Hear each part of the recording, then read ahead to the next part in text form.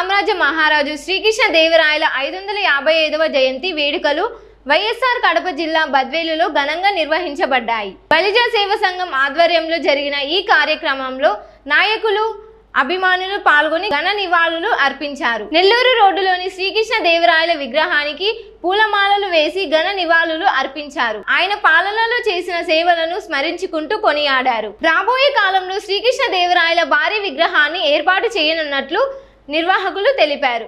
ఈ కార్యక్రమంలో బలిజ సేవ సంఘం అధ్యక్షుడు సింగంశెట్టి వెంకట సుబ్బయ్య, ఉపాధ్యక్షుడు కొర్రపాటి సురేంద్ర, మాజీ పట్టణ టీడీపీ అధ్యక్షుడు doctor Kunkula Rambabu, Janasena senior leader Tudimella Murali, AMC director Chinna Subbarao తదితరులు పాల్గొన్నారు. మా బలిజ కుటుంబీకులందరికీ శ్రీకృష్ణదేవరాయ జయంతి సందర్భంగా అందరికీ శుభాకాంక్షలు తెలియజేస్తున్నాను. ఈరోజు ఇక్కడ నెల్లూరు రోడ్డు, అశోక్ నగర్ పెద్ద సందుకు ఎదురుగా రాయల్ సర్కిల్ నందు శ్రీకృష్ణదేవరాయ 555 సంవత్సరం జయంతి జరపబడుతున్నది. ఈ కార్యక్రమానికి ఇచ్చేసిన ప్రతి ఒక్కరికి బలిజ కుటుంబం అందరికీ బలిజ సేవా సంఘం తరఫున శుభాకాంక్షలు తెలియజేస్తున్నాము. ఇలాగే ప్రతి సంవత్సరం మేము మా బలిజ సేవా సంఘం తరఫున దీని యొక్క జయంతి కానీ వర్ధంతి కానీ జరుపుతున్నాము. అలాగే బద్వేలు అంటేనే బలిజ కులస్తుల కంచుకోటగా పేరొందింది బద్వేల్లో. అలాగే అతి త్వరలో మేమందరం ఐకమత్యంగా ఉండి ప్రతి ఒక్కరిలో చలనం వచ్చి ప్రతి ఒక్క మనసులో శ్రీకృష్ణదేవరాయ బొమ్మ పెట్టాలనే ఆలోచనతో ముందడుగు వేసి అతి త్వరలోనే బద్వేల్లో పెద్ద విగ్రహాన్ని ఏర్పాటు చేసేదానికి మా బలిజ కులస్తులలో ఉండే పెద్దలందరూ నిశ్చయించుకున్నారు. అలాగే ఈ సంవత్సరంలో పెద్ద విగ్రహం పెట్టాలనేసి మేమందరూ నిర్ణయించుకున్నాము. కానీ తప్పకుండా ఈ యొక్క సంఘం ఆధ్వర్యంలో నిర్వహిస్తామనేసి మన మీడియా ముఖంగా తెలియజేస్తున్నాను.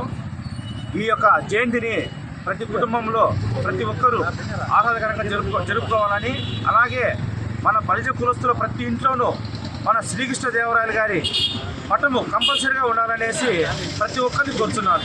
ఎందుకంటే మనకు ఆరాధ్య దైవమైనటువంటి మన యొక్క వంశాన్ని పెంపొందించినటువంటి శ్రీకృష్ణదేవరాయలు చాలా గొప్పవారు. ఎందుకంటే దక్షిణ భారతదేశాన్నే ఒక పెద్ద సామ్రాజ్యంగా ఏలిన చక్రవర్తి. ఎంతోమంది రాజులకు ఈయన ఆదర్శప్రాయుడు. అలాగే ఈయన యొక్క సమాధి మన హంపీలో ఉంది. అది యొక్క మన 555 సంవత్సరం జరుపుకోవడం చాలా ఆనందదాయకంగా ఉంది. ఈరోజు బద్వేల్లో కూడా శ్రీకృష్ణదేవరాయల జయంతి జరుపుకుంటున్నామంటే గతంలో కూడా ఎన్నోసార్లు జరుపుకోవడం కూడా జరిగింది.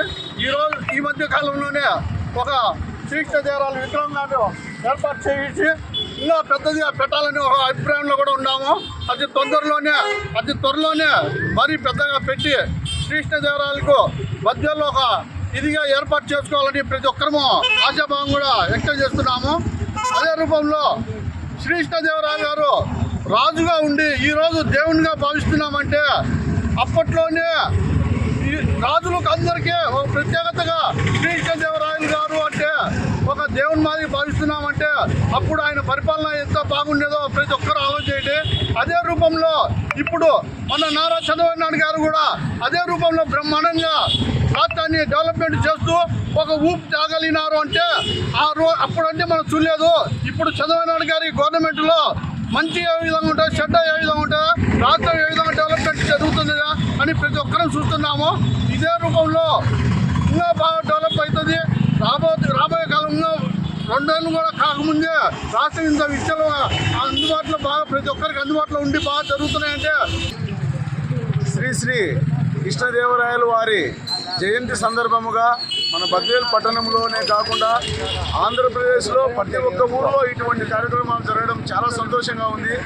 మరి శ్రీకృష్ణదేవరాయలు వారు ఒక మన కమ్యూనిటీ వాళ్ళు అనేది కాకుండా ప్రతి ఒక్కరికి సమరాంగ సార్వభౌముడైన తెలుగు భాషల యందు తెలుగు లెస్స అని పలికిన కర్ణాటకలో పుట్టినా కూడా తెలుగు భాష ఎంతో దేశ భాషలందు తెలుగు భాష లెస్స అని పలికినటువంటి ఏకైక చక్రవర్తి మన కృష్ణదేవరాయలు వారు.